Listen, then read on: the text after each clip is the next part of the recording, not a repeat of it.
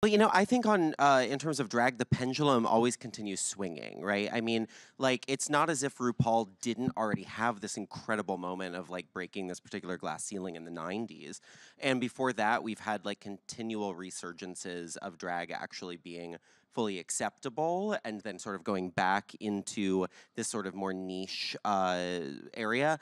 And so, I mean, I think in the next few years, this will just continue to build.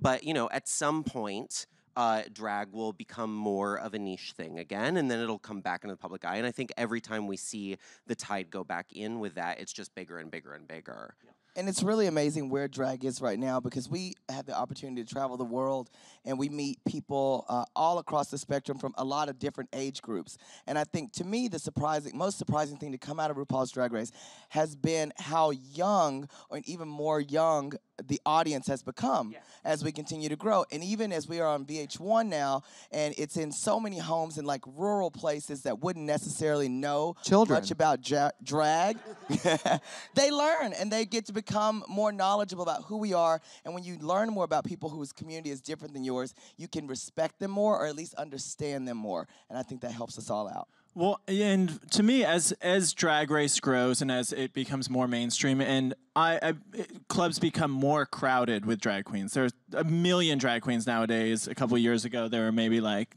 10. Yeah. Lady Bunny worldwide. Yeah. So I think it makes it makes us strive to push drag into further reaches, just like you were saying, like RuPaul did in the '90s, like having a having her talk show and then a reality TV show.